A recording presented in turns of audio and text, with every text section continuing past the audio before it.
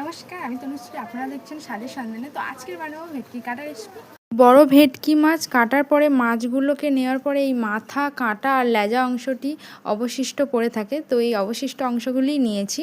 প্রথমে ভেটকির কাঁটাগুলোতে নুন হলুদ মাখিয়ে নিতে হবে, নিয়ে কড়া করে ভেজে নিতে হবে। বড় চর্বিওয়ালা মাছ, তাই জন্য মাছের তেলেই মাছ ভাজার পরে ওই তেলেই একের পর এক দিয়ে দেব পেঁয়াজ কুচি, টমেটো কুচি, লঙ্কা কুচি দিয়ে ভালোভাবে কষিয়ে নেব কিছুক্ষণ। তারপরে আবার দিয়ে দেব রসুন বাটা, আদা বাটা ও জিরে বাটা দিয়ে মশলাটাকে তৈরি করে নেব। মশলা তৈরি হয়ে এলে আলুগুলো দিয়ে আবারও বেশ কিছুক্ষণ কষিয়ে নেব। তো এবার দেব ভেজে রাখা মাছগুলো, আবারও কিছুক্ষণ কষিয়ে নেব। এরপর দিয়ে দেব গরম করে রাখা জল।